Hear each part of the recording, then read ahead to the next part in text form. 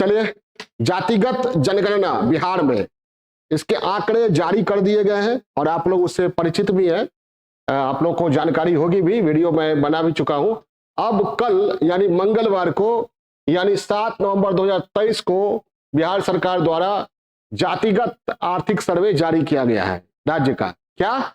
जातिगत आर्थिक सर्वे, ठीक है। और फिर देश का ये पहला जातिगत आर्थिक सर्वे किसी राज्य ने जारी किया, ये पहला है। कब जारी किया गया? 7 नवंबर 2023 को जारी किया गया है। और इस अवसर पर हमारे राज्य बिहार के मुख्यमंत्री ने कहा, उनकी घोषणा के अनुसार जो समाचार पत्रों में आया है, 94 लाख गरीब परिवार हैं बिहार में। कितने गरीब परिवार हैं? 94 लाख, ठीक है।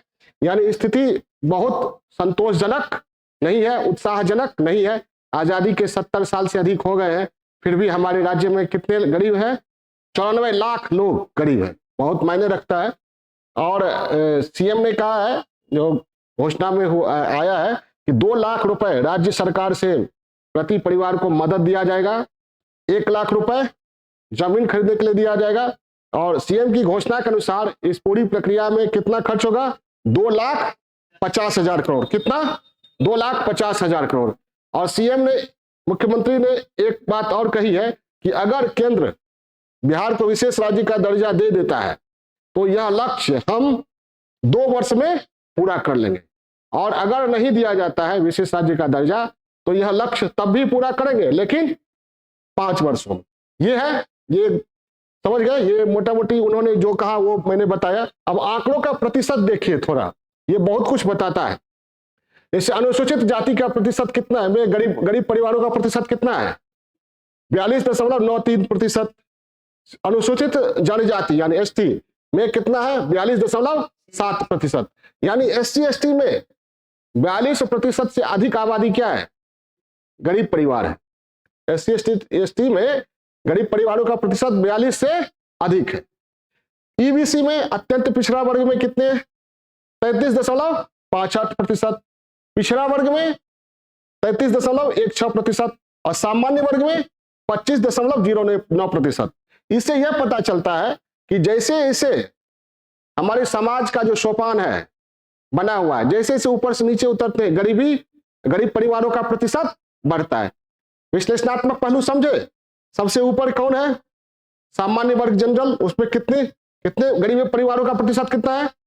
25.09%। उससे नीचे उतरते हैं सोपान में, सामाजिक सोपान में, तो पिछड़ा वर्ग 33.16%। उससे नीचे उतरते हैं तो अत्यंत पिछड़ा वर्ग, उसमें कितना है? 33.58%। इसमें थोड़ा सा ये हो रहा है। यानी ईबीसी बीसी पिछड़ा वर्ग दोनों को मिला दिया जाए तो पिछड़ा वर्ग में कितने प्रतिशत है? 33% से ज्यादा। एससी एसटी में सबसे निचले पायदान पर कौन है? SC ST. उनमें कितना है गरीब परिवारों का प्रतिशत? 42 से अधिक है। क्लियर है? यानी सामाजिक सोपान के अनुसार गरीबी परिवारों का प्रतिशत भी है। क्लियर है? ठीक है। तो इसलिए अब सरकार को जो कार्यक्रम बनाना होगा, इस ढांचे को देखकर, इस ढांचे से सरकार को बहुत कुछ दिशा निर्देश मिलने वाला है। यहाँ सामान्य वर्ग में भी दिखाया गया है कि सबसे ज्यादा जो गरीबी है, यहाँ देखिए भूमिहार जाति में कहा जाता है। पिछड़ी वर्ग में सबसे ज्यादा गरीब परिवारों का प्रतिशत यादव में है। इससे एक बात यह सिद्ध होती है कि ये इन जातियों में राजनीतिक लाभ सभी परिवारों को नहीं मिला है। ठीक है। चलिए, शिक्षा पर जो सर्वे है उसमें वह भी चिंताजनक है, उत्साहजनक नहीं है, क्योंकि अभी तक हमारे यहाँ स्नातक कितने प्रतिशत है? मात्र 7%। मात्र 7% ही ग्रेजुएट है। 93%, इसका मतलब क्या हुआ? या तो अंडर ग्रेजुएट है या बिल्कुल पढ़ा लिखा नहीं है। ये समझ में आई बात? उसमें जो निरक्षर है वो भी तो आ गए। 93% अंडर ग्रेजुएट है। ये क्या बताता है? बिहार की शैक्षणिक स्थिति बहुत ही चिंताजनक है। तो जब भी शिक्षा पर लिखिएगा आप तो चिंताजनक स्थिति जताने के लिए ये आंकड़ा काफी है। और 1 से 5 यानी प्राइमरी कितने? 22% लोग ऐसे हैं जो मात्र 5वीं तक पढ़े। 6 से 8 8वीं तक पढ़ने वाले 14.33%, 10वीं तक 14.71%, 11वीं 12वीं तक 9.19%। यानी ये भी आंकड़ा जो है वह उत्साहजनक नहीं है।